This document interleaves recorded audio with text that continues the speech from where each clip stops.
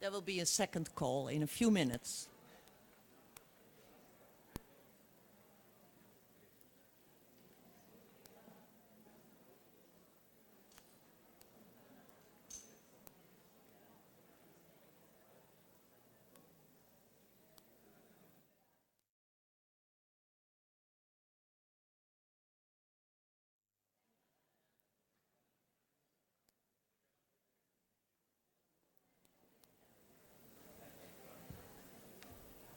Please come and sit in the front. It's very nice for the speakers if they have some audience in the first rows and not only those that they can't see. Come. I promise you it will be interesting.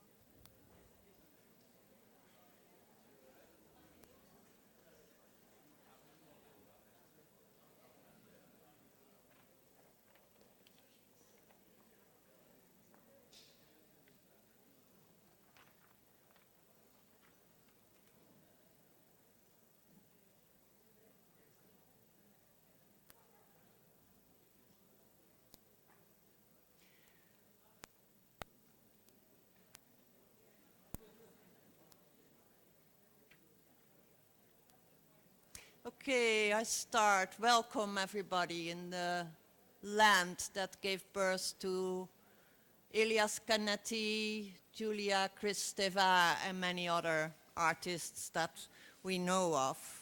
It's the second best connected country in the world, internet-wise. When you see the statistics of 2007, it's the least, it's the country with the least cultural participation in the contemporary arts in Europe. I don't know if those two facts interrelate, but what I have witnessed in the few days that I'm here now is that those statistics of 2007 probably are not valid anymore. I've seen a lot of new energy in Sofia arts landscape. I have the impression that there's a lot boiling here, not only due to the fact that they had a bid for the cultural capital, but I think there is a growing art scene, contemporary art scene here, and we are here also to hear their stories. I think many of you have already heard a lot of stories yesterday during the roundtables. We are here to listen to them, to see what we could do, how we could exchange on a level of equal interest. First of all, I want to introduce you to the real agents of change in this city, the ones who prepared this meeting for us, our local team. Veselin Dimov, Biljana Necheva, Kalina Wagenstein, are you here?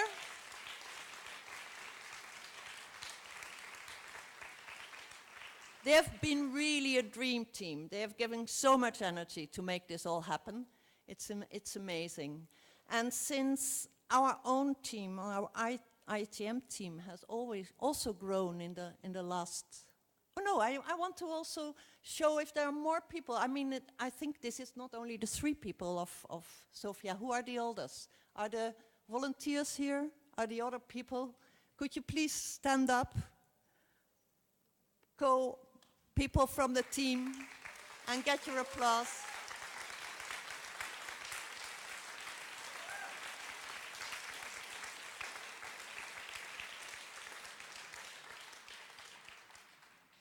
And not necessary for an applause, but I want to introduce you to our full team, since we have an extended team, and I'm sure not all of you know all of their faces, although many of you will have met some of them. Manuela Maculoso, who's doing the administration of IETM. Andrea Corbucci, production. Where are you, Andrea? There you are. Letitia van der Wallen. Where are you? Have we seen her? There she is. She will be more and more dedicated on the membership development, so you will definitely get in touch with her more than even before. Then we have our two Elenas. Elena Politseva, Communication Officer.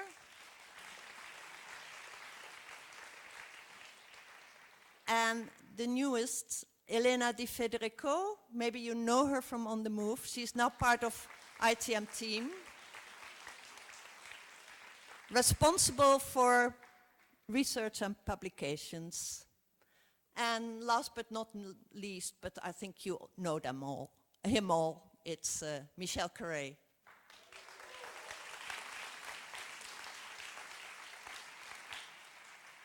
Okay, after we designed the framework of this meeting, Space for Change, a lot happened in the space around us.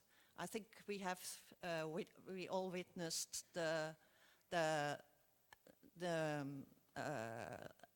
loss of democracy shown in the results of our elections.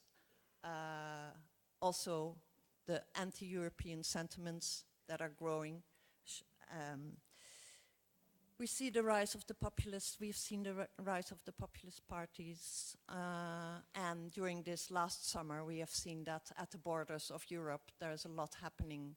We had the Gaza bombing, the annexation of parts of Ukraine, ISIS is on the borders. It was very strange to work on the Space for Change in such a positive mood, while we felt that at the same time there was a lot of changes, not for the better, but for the worst, happening around us and in our own societies.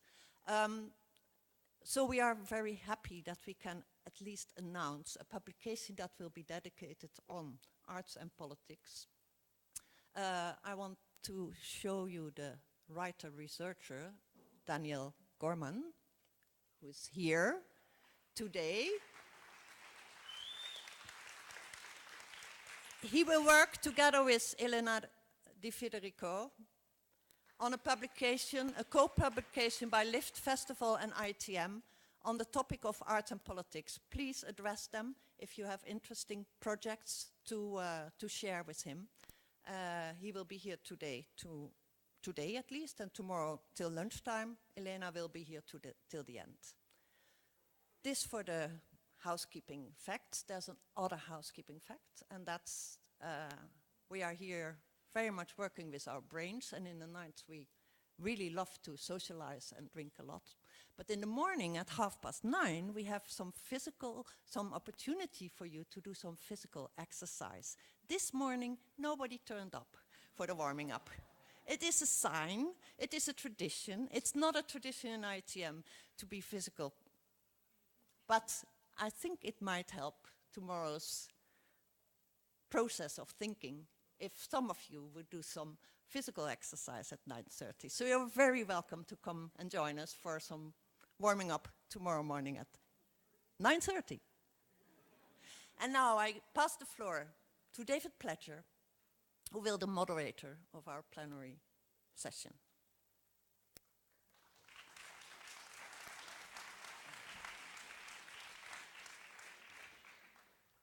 Thanks very much, Nan. Actually, I feel quite guilty that I wasn't there at 9:30 this morning, but I'm not convinced that I'm going to be there tomorrow morning. I will try.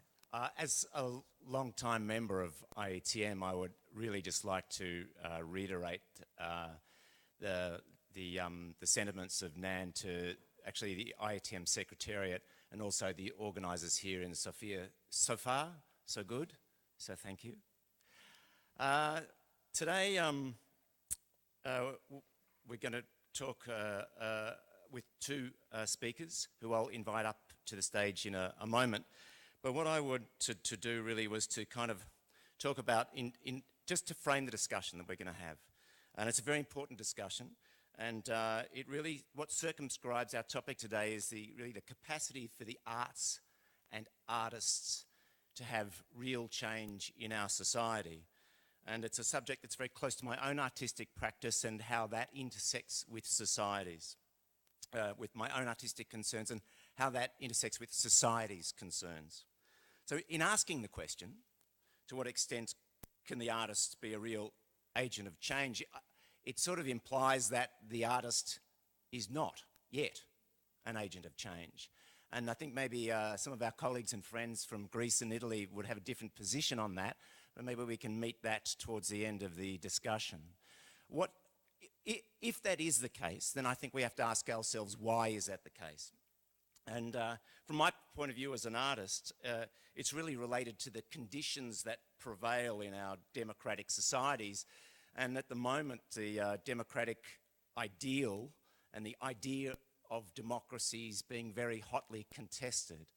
And I think one of the reasons why that is the case is because it really coincides with the rise of conservative ideology, neoliberalism in effect. And it's important to understand, I think, that the political project of neoliberalism is to disarm democracy, because neoliberalism perceives democracy to be an obstacle to unfettered capitalism, which is the economic project of neoliberalism. And this actually has had quite significant effect on democracy. It's actually created a disconnect between civil society and political culture. So, I think there's been a real loss of trust in the political culture from civil society. So politicians, they used to be elected to represent our values, but actually their primary objective these days seems to be staying in power. So citizens really have, while they have a vote, they don't really necessarily feel like they have a voice. And people sometimes are talking about entering a post-democratic state. For us, these fractures, this disconnect really has major implications for the arts. I think there is a fracture actually between the arts and the social and cultural spheres in which the meaning of art unfolds. And so how does that kind of play out? I think it's different in every country. In Australia, for example, 15 years ago, we basically decided that we needed to create an arts industry in order to have some kind of economic legitimacy at the funding table. And this process has a number of consequences. Basically, it meant that all the investment and effort went into management, infrastructure, measurement, audience development, basically getting bums on seats. And this, in a way, displaced, I think, the artist from any central role in the process, so that at a point, the work that the artist produces simply became a cultural product, a commodity to be traded and sold in arts markets. So this is a problem because it actually separated the artist from the rest of society. I think we have this expression in Australia which is to throw away the baby with the bathwater. And that's what we did, because those things that distinguish the arts from all other human activity, all other industries, if you like, the social, the cultural, and the environmental factors, those values were actually thrown out when it was reduced to this singular economic argument.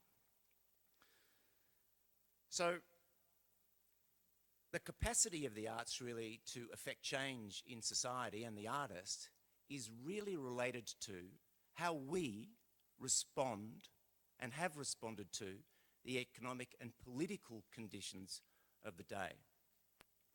So while we kind of argue that, art's a public good, there's many people that do not believe that art is a public good. And I think for artists and arts workers, it kind of puts us in a state of a stalemate. So what's to be done? Well, from an artist's point of view, basically, I think one needs to extract oneself from the industrial paradigm. There's a very nice way of looking at it. Belgian theorist Chantal Mouffe, she says, what is needed in the current situation is a widening of the field of artistic intervention, with artists working in a multiplicity of social spaces outside traditional institutions. Now, another person that I'd like to reference is Guy Gippens, is the artistic director of Kai Theatre. And when I was working in Brussels, we had a lot of conversations where he would say, you know what, honestly, I don't really want to be around a table just with artists. I want to have a cross-section of civil society to be sitting at our table so that we can work on the project together. And I think that is a consistent theme in IETM meetings over the last 2 to 3 years, which brings me to our speakers, neither of whom identify as artists or as arts workers or cultural operators, although both have dealt with the arts in their varied and respective capacities. So we have Henk Oosterling, who's a philosopher, thinker, an intellectual provocateur, perhaps, and a former kendo champion. Is that correct? Yes. He's also an associate professor at the Erasmus University in Rotterdam, and he's written extensively on the arts and culture. And our first speaker will be Reina Gavrilova, and before taking up the position of Deputy Minister of Culture in Bulgaria in 2000-2001, she was an academic at the University of Sofia, to which she has now returned after taking up positions at the Open Society Foundation Bulgaria and the Trust for Civil Society in Central Eastern Europe. So would you warmly welcome them to the stage, and they will present for you in the next hour or so, which will also involve some conversation on the floor, but also from the floor. Thank you very much.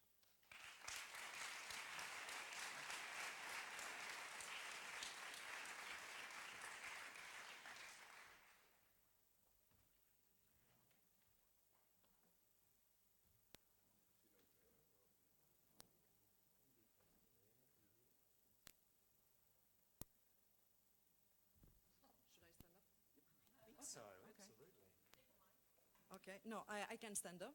First to say that actually I fully empathize with people on the stages. No, I understand how you feel, many of you. You know, when you see nothing because you're blinded by the spotlight, but at the same time you know that the people are here. First of all, speak more up. Okay, I should tilt a little bit. First of all, allow me to tell you that I'm seriously intimidated of being here. Still not audible? Like that?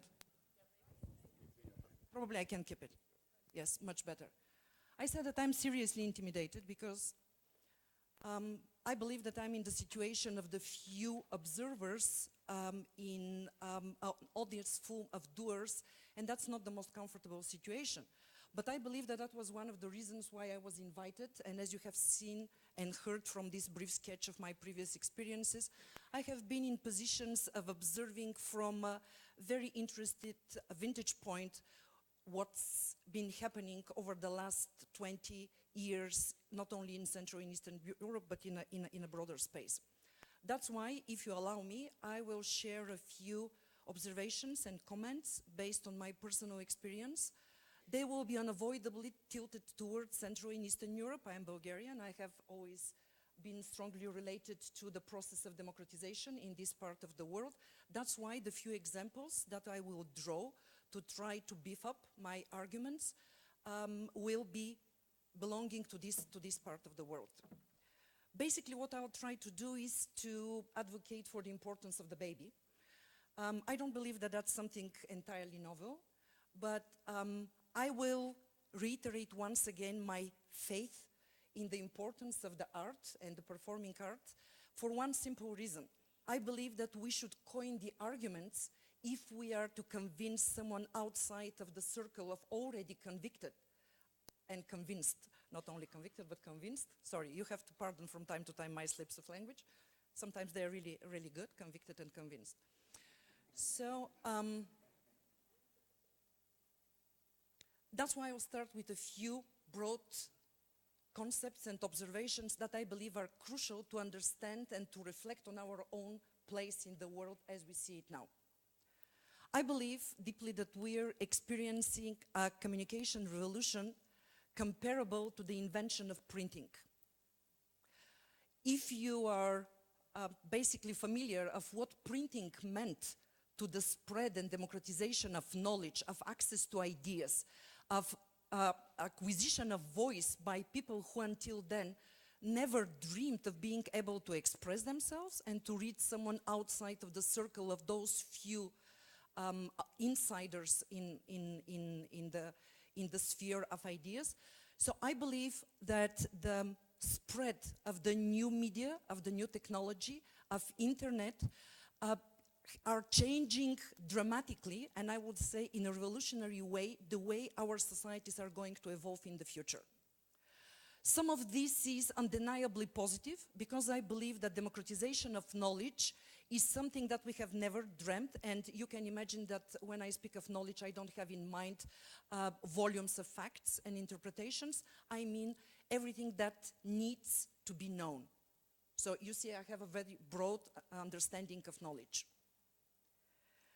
We are all witnesses that the price for this empowerment and absolutely broad and unlimited access to the field of information and communication has its downside. And one of the main effects that we are seeing, and sometimes we are quite intimidated by, is that almost all consensuses have fallen apart.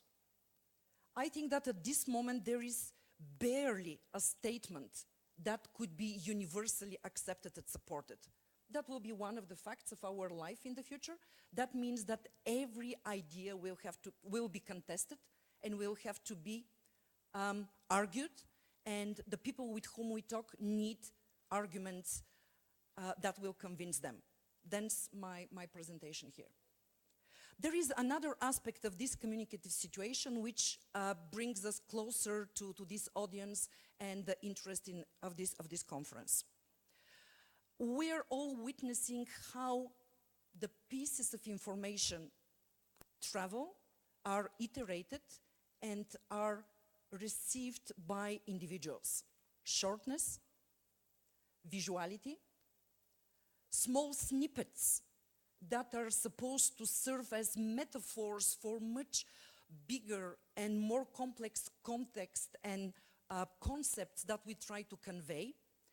Attention span of the audience which is not grabbed by the 140 signs or by the picture, or 30 seconds video, moves away and drifts and will be captured by something else. I believe that this is also something that we have to reckon with.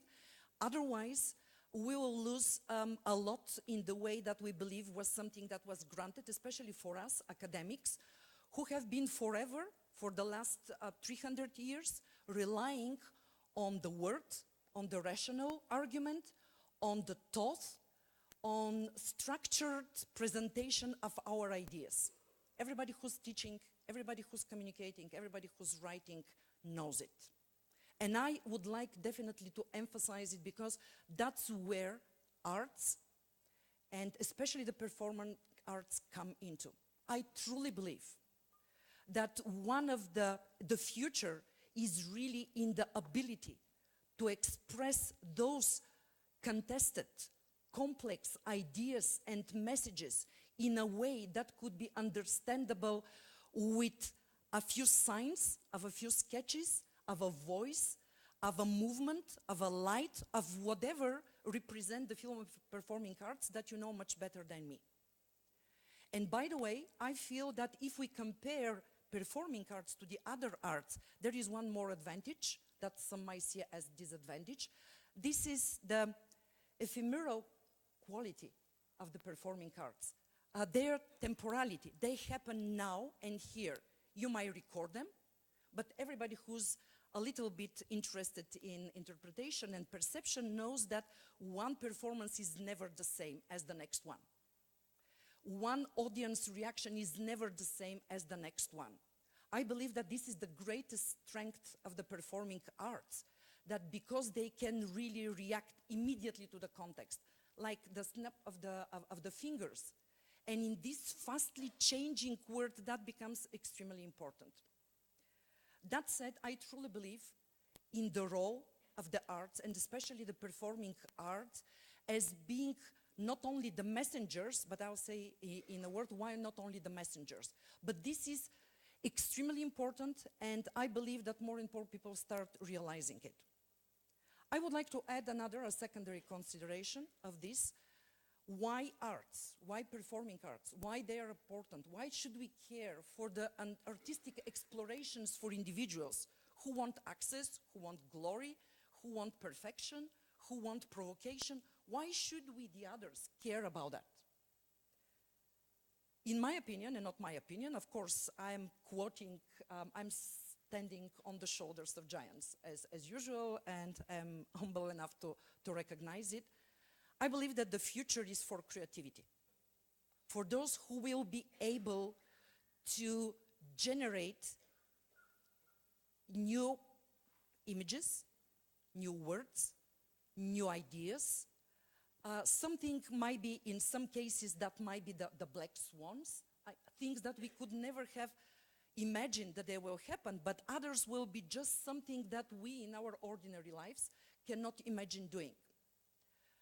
This is something, you know, sociology is dealing with that for quite long. If you need numbers, if you need measurements, there is a wonderful book by an American sociologist called Richard Florida, and it's called The Rise of the Creative Class. Very simply, his argument is that those cities thrive who have big, diverse, lively community of artists, of bohemians, of architects, of designers, of journalists. Cities with perfect arrangement of industries are not the ones which are thriving in the strong econometrics of revenue, population inflow, etc., etc.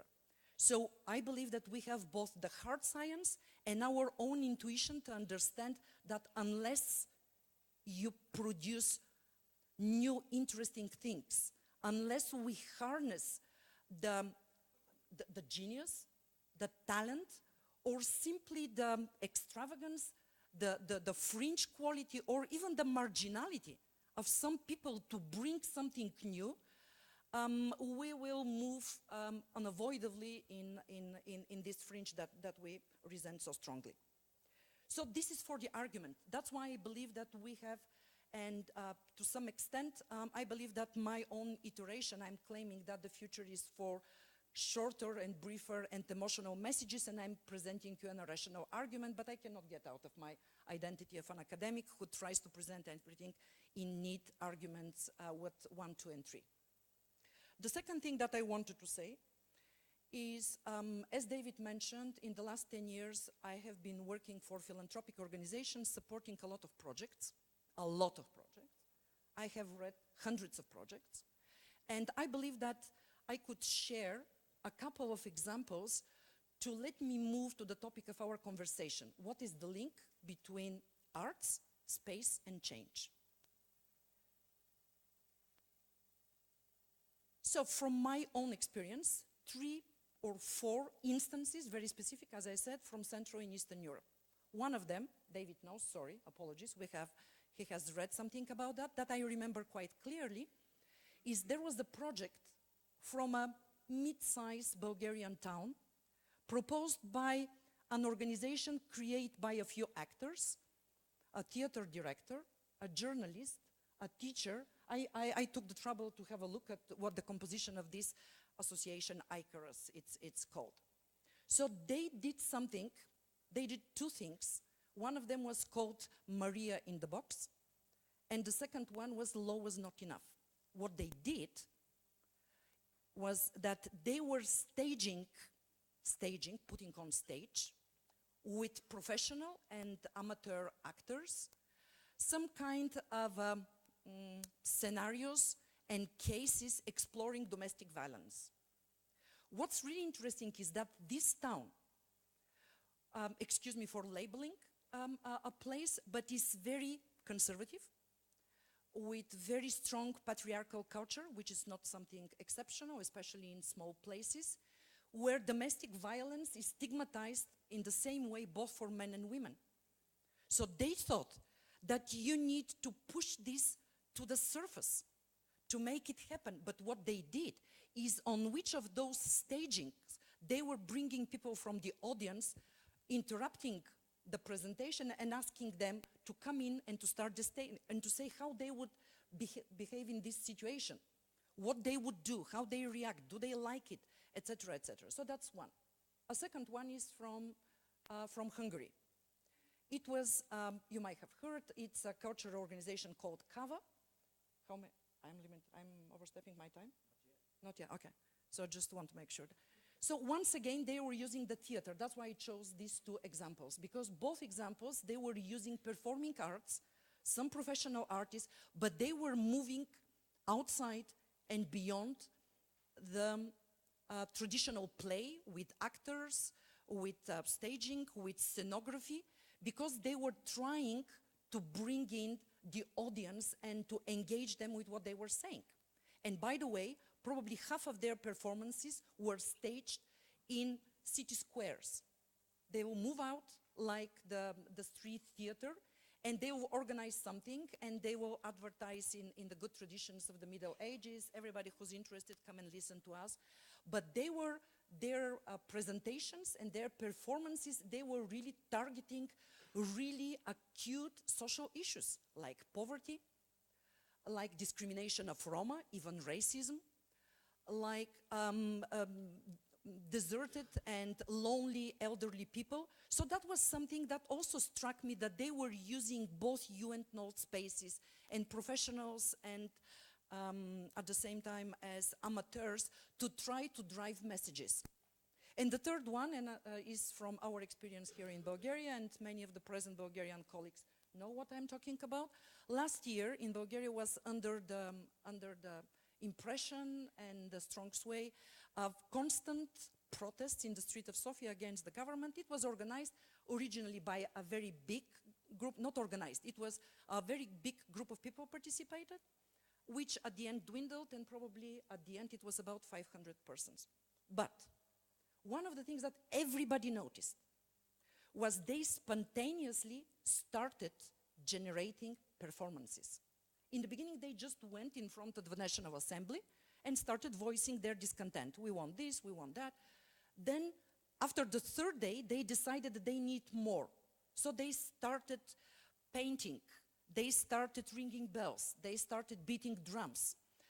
One of them, it was on the 14th of July, so one young woman, you know the picture of the painting of Delacroix, La Liberté leads the people on the barricades, you know, it's with one breast naked.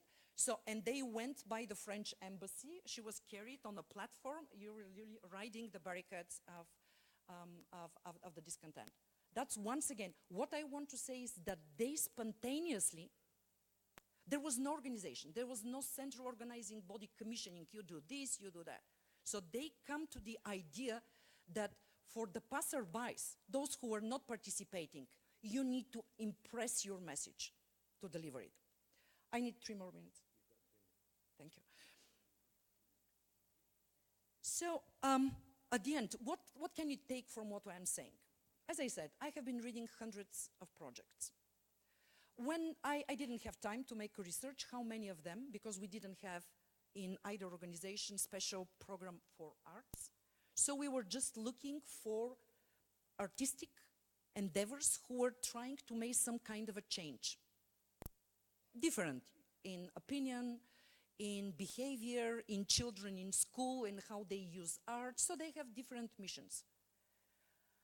Unfortunately, there were very few of them. At the same time, we have been seeing in project after project after project proposals to organize debates. And here I come to my point. Everybody seemed to be transfixed on the debates. I don't know if you have ever participated in debates, town halls, and something like that. Frankly, I believe it's good, but it has become once again a silver bullet that's killing nothing. Because in these debates, we see always the same people participating, or they feel staged, or we know what everybody will say. So why organize debate? Why not organize the performances? Because this young woman with the naked breast, she was on all newspapers in Bulgaria. Even those who were not paying any attention to the protests.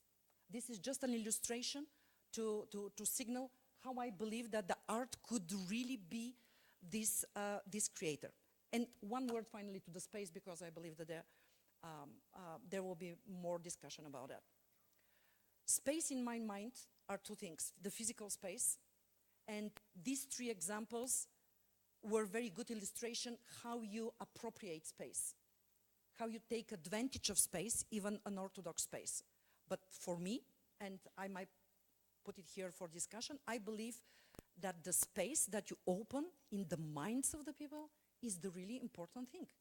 Because I'm afraid that in the minds of all of us are like cellars, cluttered by media images, by pop songs, by political slogans and something. So something needs to push around this and to open space for new ideas, even if they provoke only irritation for us. Even if we say, what the hell are they doing with us? Why should I be looking to that? Why should public funding be going to that? I believe that this is so important that I don't feel that I should provide any arguments for that. So, thank you.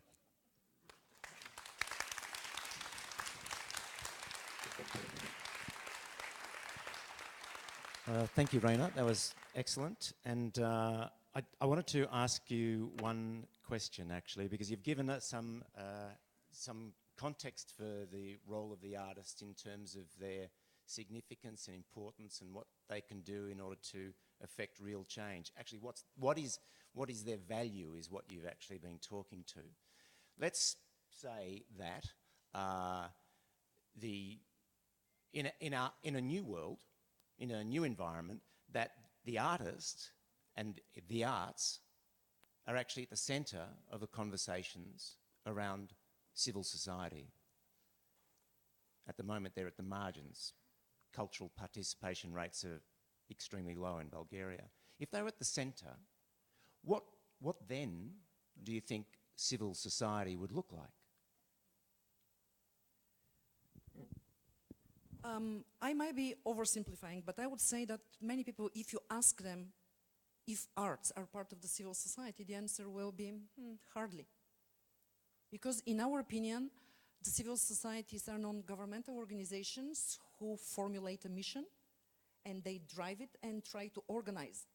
So I believe that that's one of the attitudes that needs to change.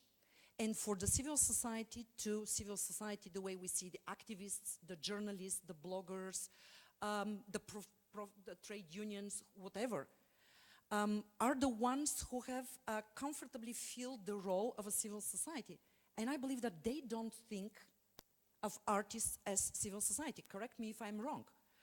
But that's why when they think of ways of doing things differently, they look in their own environment. Because, you know, this linear causality that you have organizations with mission, they find some resources and they organize something that provokes social change. Simply they don't see the role for artists and art unless they need to hire someone to do something on their behalf. I believe that this has to change. And that's why if you ask me who should approach whom, the obvious answer should be both ways. The artists should go with their ideas to the non-profit organization and say, guys, could we do something? We are really irritated by this environmental, arms racing, whatever issue that we have. So let's do something together. On the opposite side, I believe the non-governmental organizations, as I said, it might be trade unions fighting for pension reforms, and they want to stage something with old people singing in the streets to say don't take away our pensions or whatever. But they need to understand that that would be, in my opinion, much better than to write 3 policy papers and send them to the Minister of Social Affairs.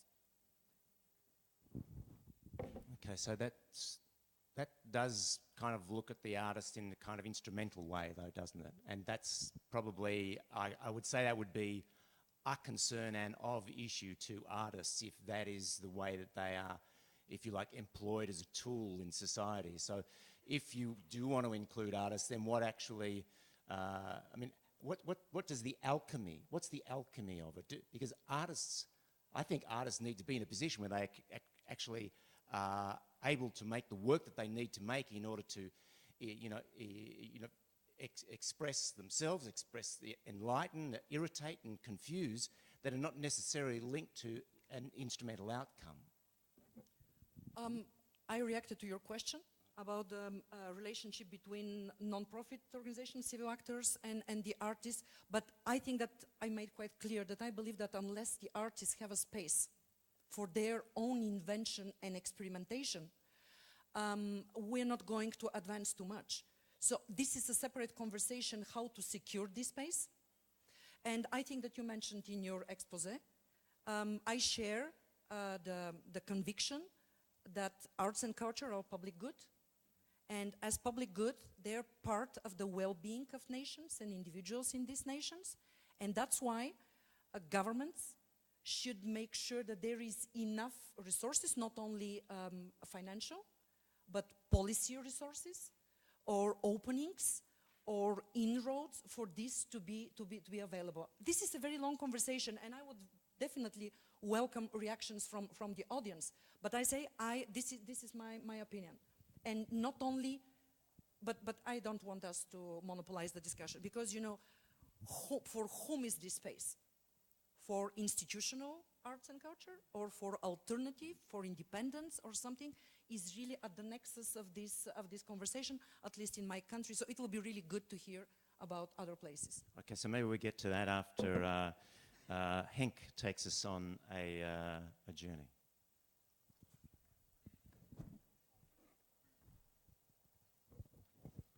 So there were two arguments. The first argument was after 2,000 years of scriptural literacy, we need to start media literacy. And media literacy means that we must, in a way, understand the visual culture and the dynamics of visual culture. And the other argument was that we can't do it on our own, and that creativity perhaps is something that is not in people, but between people. But this has very radical implications, and I want to talk about these radical implications. And if we want to change the situation, we have to change ourselves. That's the hardest part. So let's talk about changing ourselves. Yep. Making space. So what does it mean, making space? Making space, well, you already mentioned it, physical, in the physical sense, making space, cleaning your room. You know, the kids just make space, clean your room. That's a Cartesian thing, clean your room.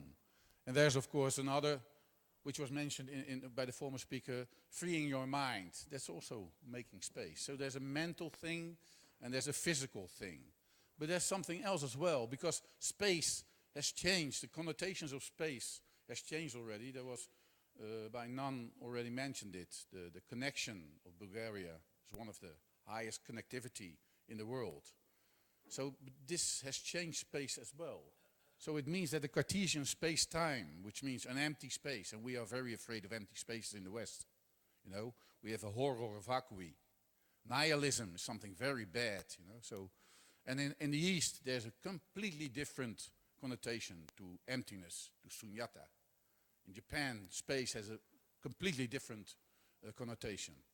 But next to the physical and the mental space, a new space developed itself around this connectivity, which is a social space, a virtual space. So if we are making space, what kind of space are we creating? Are we making physical, mental, or a completely different space? So this is what we did. So you were talking about occupying. What we do with art is occupying space. We put something in space, you know? Whether it's Damien Hirst or Bernini or Marina Abramovic or Stellac, it doesn't matter, or the Lascaux, they all put something in space. So they occupy space. I don't think that's true. I think science occupies space. You know, that's André Kuiper, he's a Dutch astronaut. And they are exploring galactic space, which is a completely different space.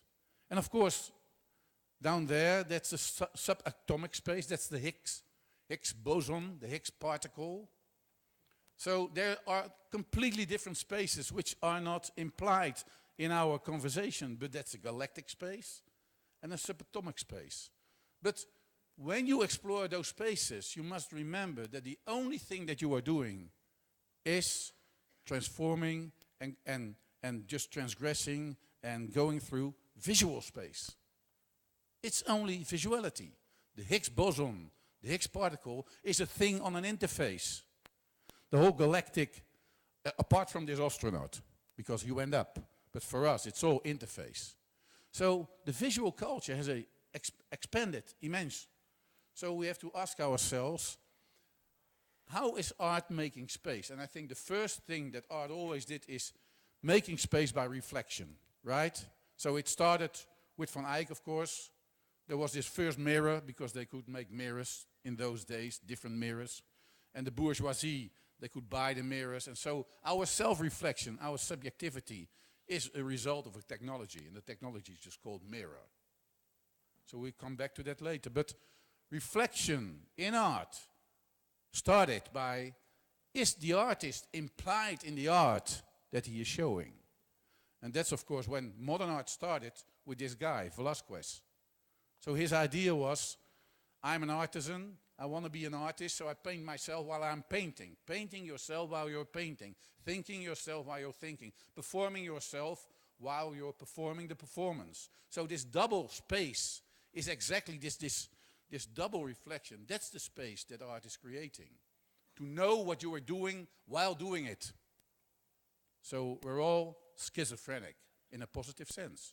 And we should enforce that schizophrenia. So we're never an identity. Never an identity. We're always two, at least. So this is what they did. So he became a self-reflective modern artist, Velázquez, the first one, right? And then, so the whole question was, am I part of the performance or am I distant from the performance? Am I part of the whole or am I distant and am I just reflecting the whole without being engaged with the whole? We have been talking about engagement in a different way. So we have to think about, like this painting of Dali. So you can see, of course, you all know this painting. You see the lions and the knights fighting with the lances. But there's also this España, this woman leaning on this cupboard. You see her? So she's the whole, but she's also consists of parts. And you try to see both at the same time. You can't. You just go up and down, whole part, whole part, whole part. So in reflecting, you are always like a CD that is no longer working. That's what you're doing. That's the space we're in, a tensional space. Art is a tensional space. So, in order to put this on the map, to put this on the map of the discourses that we have to develop, we have to start talking about art in a completely different way. What I want to show now is what kind of shift we are in. We have to acknowledge the fact that we are living in a visual culture. Everything is visual. Everything is on an interface. Don't kid yourself. Everything. Your genes are visualized. The expanding universe is visualized. It's all on an interface. And the interface, you can hold the world in one hand. Smartphone. That's what we are, the smartphone. So let's radicalize this idea. So it's not cogito ergo sum like Descartes. In the new space it is video ergo sum. I see, so I am.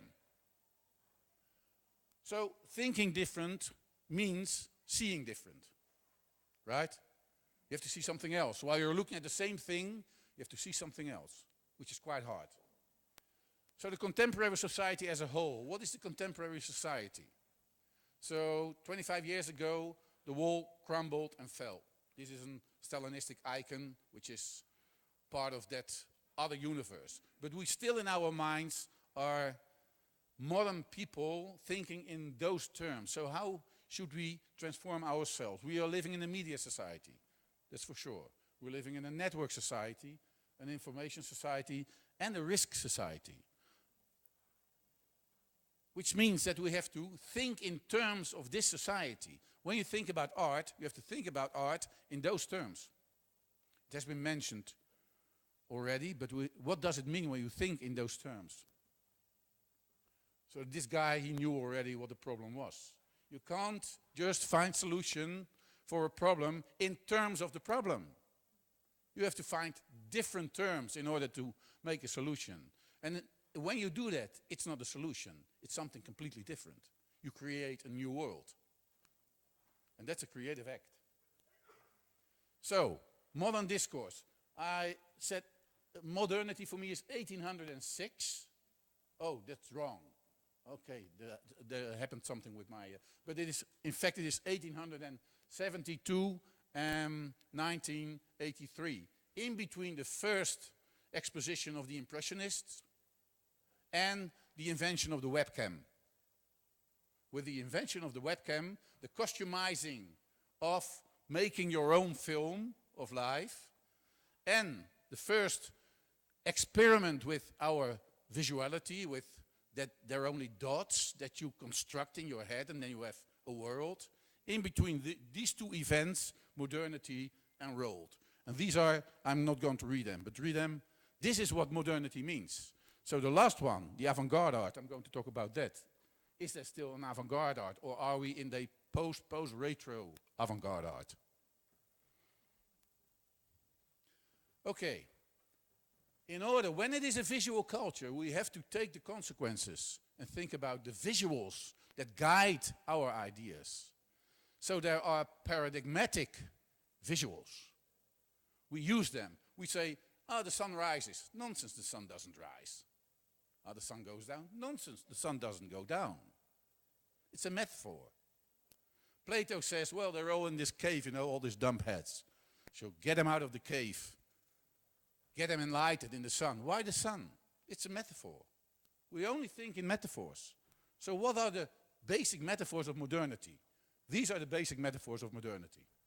The pyramid, right? On the dollar, there's a pyramid. Maslow, with your self-expression on top of the pyramid. Hard work. And of course, the power pyramid. When you're a loser, you're underneath, and when you're a winner, you're on top of it. This is the way we think about reality. Still the way we think about reality. In an institutional sense or a power sense. I think this is long gone. But it's still in our mind. We still think that our head is the most important instrument for approaching reality. What happened is this. In the Middle Ages we had a vertical orientation, religious thinking.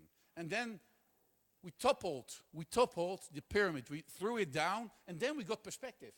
That's the way how perspective came into existence. Just toppling the pyramid, and then suddenly the thing that was on top of the pyramid, God, whatever, was at the end of the horizon. This is not a new discourse. This is the same discourse. So that explains that this whole experiment of communism, in a way, with utopia, is a religious experiment. So we didn't change, really changed it.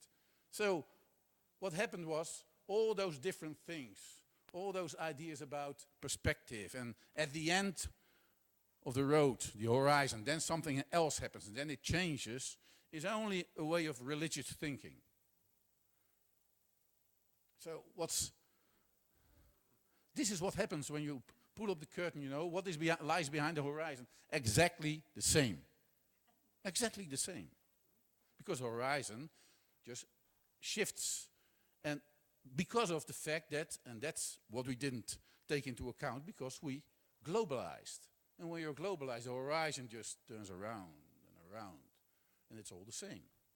No problem. So we need another topology, another way of thinking about making space, another space-time. So another topology, for instance, like Escher, right? That's interesting. There's no linear road. There's no progressive accumulation. With Escher's graphics, you have what I call a medial unfolding. You think you're walking up and you end down. You think you're walking inside and you end up outside, which is quite strange, right? That's a completely different topology. So, in order to understand what I'm talking about, you have to ask you these two questions when we talk about space. Where is the virtual world? What time is it in the virtual world? And we all know that the virtual world is here and that we are totally virtual. If you don't believe it, throw away your mobile phone or your smartphone. Look what is happening when you lose it or it's stolen in the train. You're gone. So the virtual world is quite physical and quite mental, but it is something else as well. It is a connectivity which has a completely different impact on my life. So if we talk about making space, we have to take into account the virtual world. If we don't do it, we're still old modernists that are doomed to fail. Okay, so let's take it a bit further. So we need not a vertical and a horizontal, like in big corporations. When it doesn't work, they say, well, it doesn't work top down, we are going to do it bottom up. And they think they have something completely new out of the box, you know. Bottom up is the same as top down. What we need is a completely other topology, which I think is a transversal topology. And it means that we have to think in networks. And this seems very evident, but it has radical implications. So this is a network. These are all networks. And you see there's no pyramid, there's no in-out, there's no up and no down. There is virtuality, but virtuality is part of the physical world. It's not like God somewhere there or the utopia somewhere there. It's here and now, totally, right? So in this virtual world, we need not centralize the network because it looks like there's a pharaoh in the left part. There's a pharaoh lying on his back, dead, looking at the top of the pyramid. You know, you can see that. Can you imagine that? Can you visualize it? You lay on your back and you look at the top of the pyramid. That's the centralized network. That's not what we need. We don't even need this one, the decentralized, because it's still part of the centralization, the decentralized. What we need is a distributed network, which means that everything is connected to everything. Right? And then we need something else because this is only one part of it, one network, one scale. What we have to realize is that these networks, so the left one is wrong, that's modern. That's only a pyramid and you just squeeze it, you know, you have a pyramid, you do, and then you get that one, right? That's this one. We need this one, the contemporary one, right? And this has no top, no down, no horizontality, no verticality. It has a virtuality, which is a different topology. And once more, just throw away your smartphone. You'll experience what it means. So the missing link is this. Oh, the missing link is this, yes. Right. So when you put those networks in this topology, something happens. This happens. So they are all connected. And eventually, there's no linear progression. There's only a circular repetition, which can be spiralizing. So things change. But the change is of a different sort. It's also, you can't even think about it in terms of the past and the future and present, because that's a linear way of thinking. We are completely informed. And in being completely informed, the present and the future are in the now, here. Okay? So, like the performing arts, in the now, here. That's where it happens. That's really your most interesting thing. I work with Hollandia, with Johan Simons for a long time. He's now the director of Munich Theater, right? And I will come back to that, but he didn't explicitly learn me those things, but by analyzing their theater there on location, I came to these results. What you need to take into account, this topology, everything is connected to everything. And this is the globe. The globe is torted. And those ants, we are the ants, of course. We work our ass off all day. So the ants have the idea that they walk a straight line. They just walk one straight line. But sometimes they are on top of it, then down, then inside, and then outside. But they have an awareness of progressively going one straight line. But this is what happened when we went global and when God was taken out of our system. So once we realize this, the sustainability is part of our thinking. You can't externalize what you're doing. We still do it, of course, big corporations are still doing it. But sustainability will become a big issue because we have to survive only by sustainability. And then this is the way we have to, in a way, redesign nature. So it has become a design. And that's why we are no longer individuals, we are individuals. We are people who are always in between. Not on our way to the horizon, but in between because we are double. And that's exactly what artists can teach people, to be double, to be reflexive, in a way to be, in an affirmative sense, schizophrenic. So this is an interesting conclusion. The individual is always in the middle. Always in the middle. You're always the center. So this arrogance of modern autonomous subjects that thinks that they can control their lives has changed into, we are always in the middle. We are always the center of the world. And it's called a smartphone. This illusion of being the center is the same illusion as the illusion of the modern autonomous subject that thinks that he can control his life. Right? So work with the illusion that you are always in the middle. So what I'm suggesting is that we have to leave behind the ideas of identities. It's gone.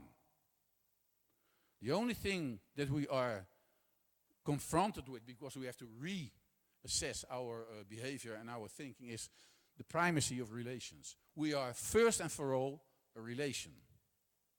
And then perhaps we become, via being an individual, an individual. Are there any people in the audience that are cloned? Are there any clones in the audience? So that means that you are the product of a relation. And individualization is an initiation in lonelitude. So what we have to recapture is this idea of being relational, being in between, being interested. So the integrated networks, I call it a nodal individuality. You see, I'm trying to speak in different terms because the other terms are not adequate any longer to assess what we are trying to say. In a nodal individuality and social sustainability are just two sides of the same coin. You can't just ignore social sustainability when you're a nodal individuality. And that's how the pyramid, our paradigmatic metaphor for thinking ourselves as part of the world, has changed into a network, which are all scaled spaces. There is in an urban context, I do a lot of big projects, long-term projects in the socio-economic deprived neighborhoods in Rotterdam, in the educational systems. So the idea of conceptualizing an urban environment as scaled networks is completely different for your intervention, has completely other implications for your interventions than when you would conceptualize it as a pyramid, right? So what we do, for instance, is empowering kids by opening up the space around those kids, by opening up networks in order for them, and to give them tools and skills in order for them to make new decisions and new choices. We don't emancipate the individual, we emancipate the networks. That's a completely different strategy. Okay, so what about art? So in media society, everything is public. There is no privacy. The kids that I know, they don't make an issue of privacy on Facebook, you know. They don't care. They put everything on Facebook. No problem. They have no idea of privacy as the modern individual had an idea of privacy. So everything is public. So this is the individual and the individual. This is the change and the more or less the shift. We have to go to cooperation. Not the interiority, but the relation is important. That means that creativity is not an aspect of an interiority of a genius, but it's an aspect of cooperation and of relations. Creativity is in between people. And don't kid yourself. The whole avant-garde history is about in between, about interdisciplinarity, about people working together, about eventually, only 2 minutes. Okay, then we speed up. Is it true?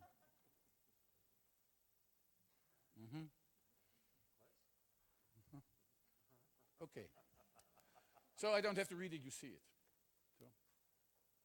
So making space means that art has a different space and we need to reinvent a different art.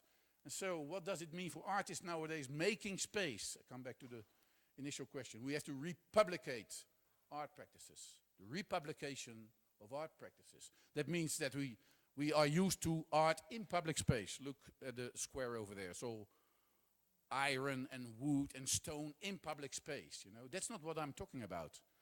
I'm talking about, for instance, art of public space, which is a bit different. In Islamic culture, art of public space is very important. But what I'm really talking about is art as public space. Art makes space not on an interior level, but in relations between people. So art creates space because it works in a network construction and intervenes on the relations of people. We had some examples just before. So art as public space is about the process and not the individuals. So the material and the end product of art as public space is not an object or a target that can be institutionalized. It's about the process itself. Okay, so we had these three elements of social, physical, and mental space, and eventually it's all about relational space on this virtual level. This is what I mean when I talk about the publicity of art. Not in branding art, although this is part of the process as well. The branding of art, you talked about it as well. The branding of art. But the publicity of art is the making public and the principal construction of art as a public good. They already understood what it was. Bauhaus, Wiener Werkstätte, arts and crafts. They did a lot of things. And the Gesamtkunstwerk was one of the elements where they constructed it into a whole. So these are all those people that worked in the Gesamtkunstwerk tradition. So art, in a sense, needs to understand that everyone is a designer in the age of social media. Everyone is a designer. Dasein is design. We are all just working on our lives in an artistic way. So you don't have to understand people or to teach people that they have to be an artist. They are artists because they are designing their own lives. You have to make them aware of that they are designing their own lives. But you have to open up space to make new choices. And so in a philosophical sense, and that's the end, it's all about, literally about interest. Interest in the business-like sense, but also interest in being in between. That's the meaning of interest. Being in between. But it's also money and also business. In between is relations, is networks. So this, in the colors of the Bulgarian flag, means intermediality. From monodisciplinarity via multidisciplinarity to interdisciplinarity. We have to go from multimedia to intermediality. We are not talking about multiculturality because that is so 1989 multiculturality. Yes? We are living, what is the object of our intervention is the relation between cultures, not the identity of cultures. That's multiculturality. But the relations between cultures.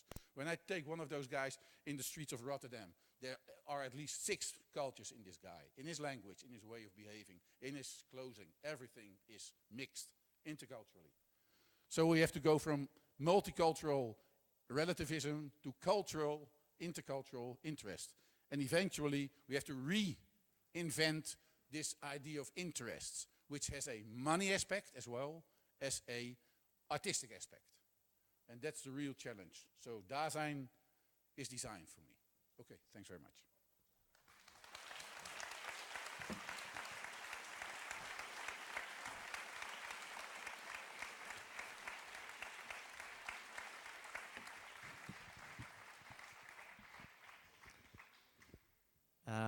We have 10 minutes left, which is not enough time to unpack the journey that Henk took us on, which is probably just as well in a way. And maybe what we can do is unpack it over the next couple of days. I want to make an opportunity, give an opportunity for questions from the floor. And if anybody has a question they would like, then perhaps we can have to have a mic to go out into the audience. And of course the PowerPoint can be sent to everybody, so you can think about it once more, slowly, in your own interiority. Question? Provocation? Proposition? Wait for the microphone, Eugenia. Yeah. Yeah. We deeply thank you for the absolutely fascinating presentation, and I couldn't agree more with your path of thinking. I'm still left with the question at the end that if Dasein is design, so you are implying a control over the sculpture that one's life always is. So we are the creators, and we sculpt it every day in order to keep creating and reinventing ourselves, which is really a very, not only postmodernist, but really neoliberal idea based on the American philosophy, which is great. But I mean, we are not really in charge of the circumstances or the tools or the assets that we have in order to make that sculpture. And by forgetting what we are not in control of, this thinking is dangerous to become almost New Age. So I'm just sharing. I just want to hear you talk about it. It's clear. Yes, right. I So I'm an American, a hidden American neoliberal who tries to squeeze something down your throat, which will help capitalism to get a better grip on you. Right. I think you're right, but you can see it in another way. So let's explain what probably might be another option. So when you talk about autonomy in the modern sense, right, and the illusionary quality of that autonomy, which you perfectly illustrated, then of course we shouldn't repeat that in this slogan, Dasein is design. What I'm trying to show is that we continuously have to make decisions in order to change the scenario of our lives, which are dependent upon all kind of tendencies that we can't control, of course. But what I mean is that artists are the most appropriate beings that can handle media and skills to open up new spaces. So we are talking about what is the role of the artist. So the artist can show people that handling a medium and obtaining certain skills makes you more, gives you more space to make decisions. And of course this implies something else as well. We need to reshape our education in the schools. And that's the issue. Because this won't happen tomorrow, for instance. We are working for 8 years now in the schools to skill kids and to open up those networks in order for them to understand what is happening. And one concrete example, they look at television, not the television, they look at the internet, they see individual culture. And they just believe what they see. So media literacy means that you start working with those kids, and that's what we do, and make films with them. We hire artists to make films with the kids. And when they start making films themselves, they understand that something is cut away, something is thrown away, you make decisions, and then suddenly in this passive consumption of the media changes into a critical gaze in which they can analyze the visuals. So it needs an educational, very deep investment in the education of kids nowadays in order to make design.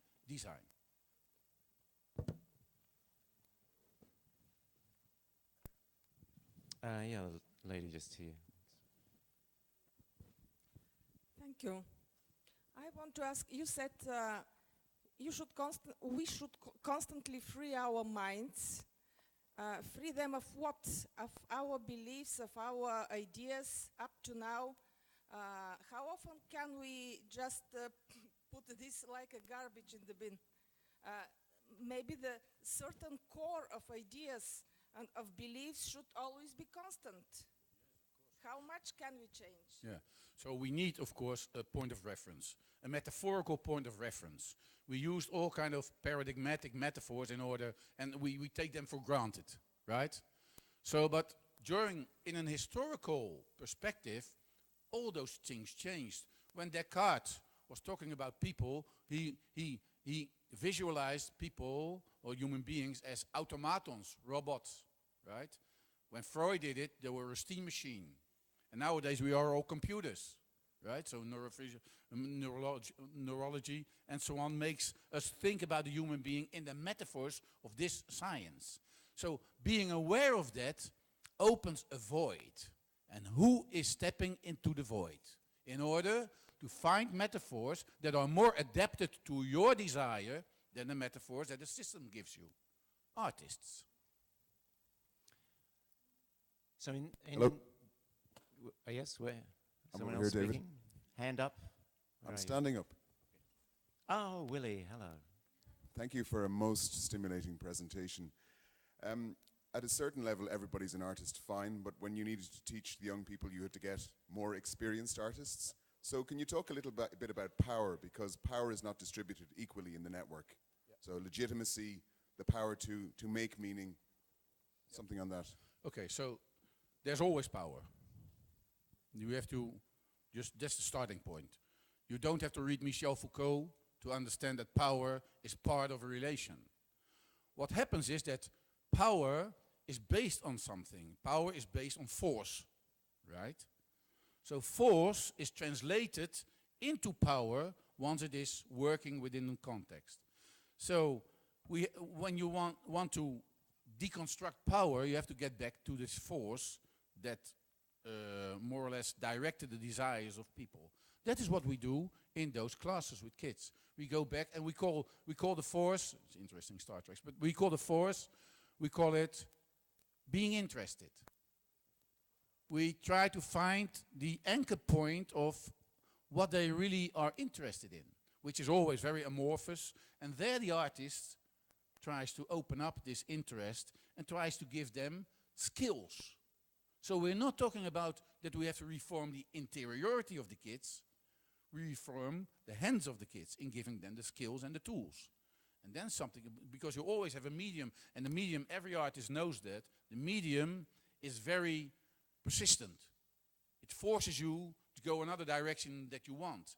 And in adapting to the media, the kids learn to be more patient, to be more observant, to be more sensible. And this sensibility is what we need in order for them to move more smoothly within power constructions and to change power constructions, right? But it's not, you can never leave behind power. It's always there. But there's the force in the power that you can skill in a different way. Okay, Is that an answer? So Okay.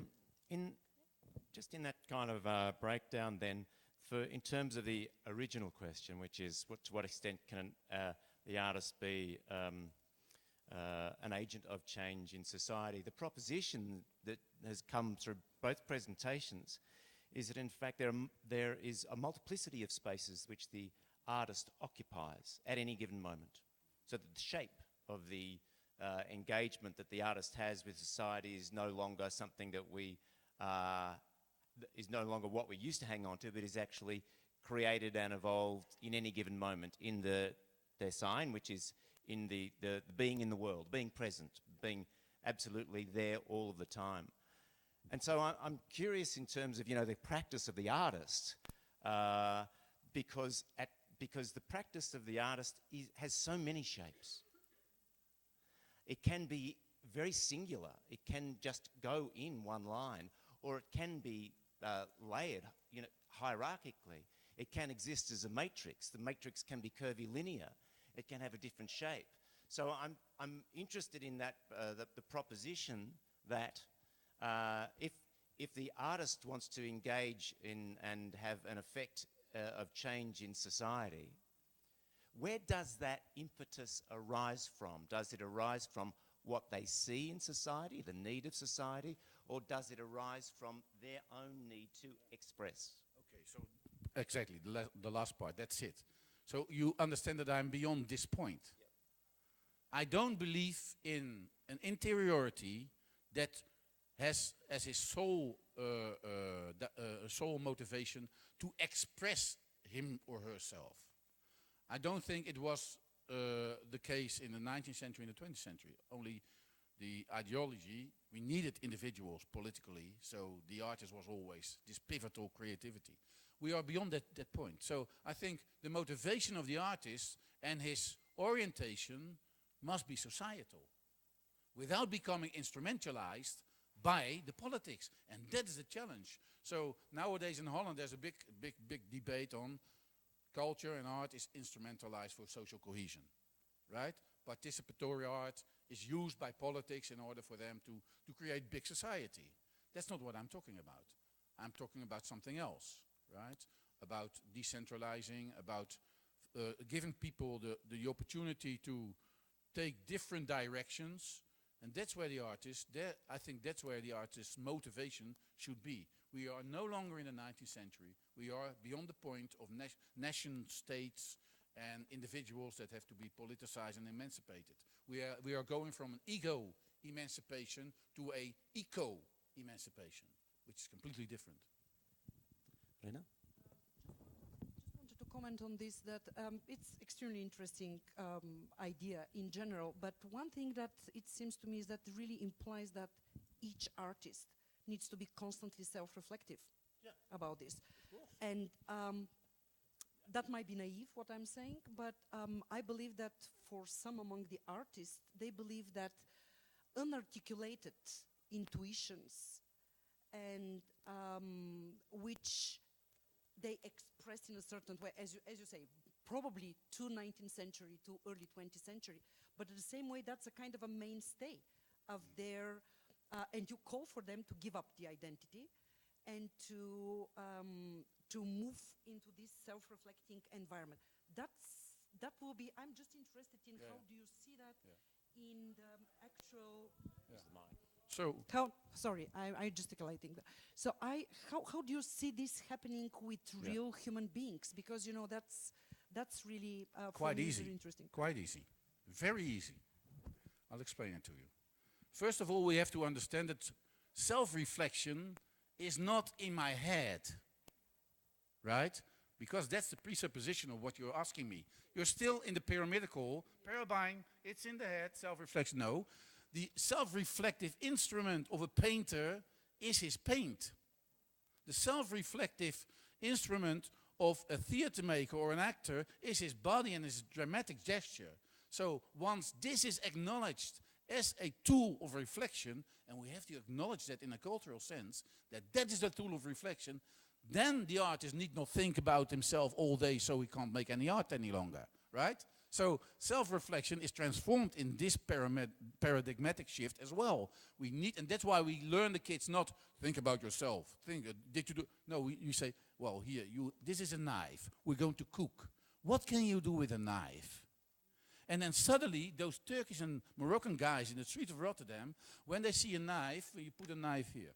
And the first thing they do is, right? And the kids at our schools, they see a knife, and they leave it alone because they are aware of the medium as a tool and a skill.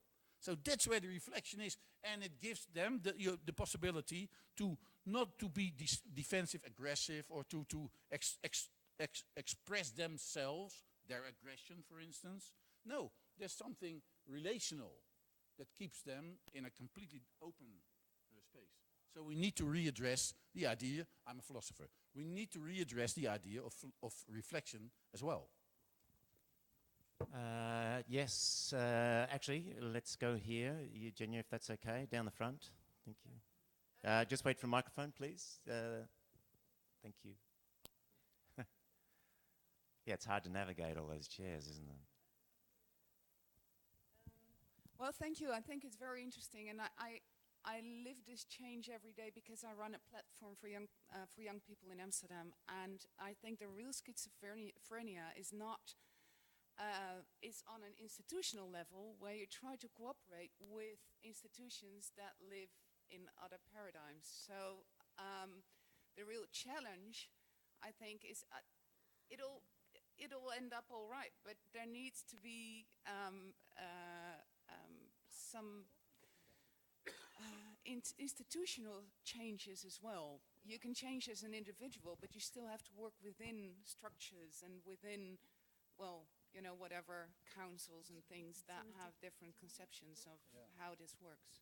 Well, an institution is not a definitive, stabilized process. An institution is a process itself. So within the institution, for instance, the government, the local government, the municipality, young civil servants come in with different ideas. They have no power yet. But you have to help them to get the arguments, to win the argument of their superiors. So that's how you change the institution. I know. The council is all right, but it's also the colleagues that are afraid of people not taking power. Yeah. That's an interesting notion. Yeah. So you don't have to be right. So power is very important. But how do you work with this power connected to this force which is in society? The force is in society. The power is in the institution. Okay, everybody, we're going to wrap up the session, and I'd just like to refer to one of my a project that I'm working on, which is about the art of surfing.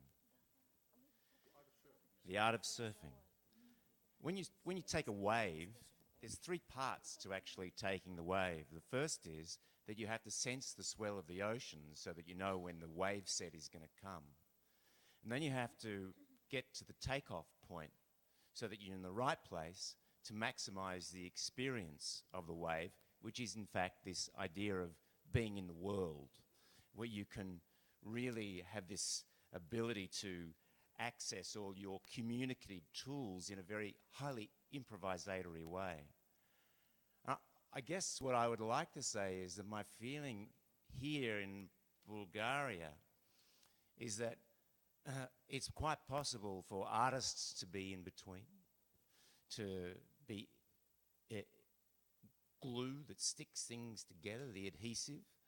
But also I really get this feeling, and I was here 3 years ago, and I have this sense of big change here, the idea of artists actually being leaders, so that when you get to the right takeoff point, after you feel the swell of the ocean, and you're in the barrel, that is the point at which the artist can actually be in the moment and lead society. And that's one of the things that I feel there is potential here. So for us who are not Bulgarian, we should do two things, I think. We should support the Bulgarian artists that are here. And the second, just as important, is that we should learn from them. So if we can take that into the next couple of days, I think we'll have an enjoyable experience. So get on the wave. Thanks.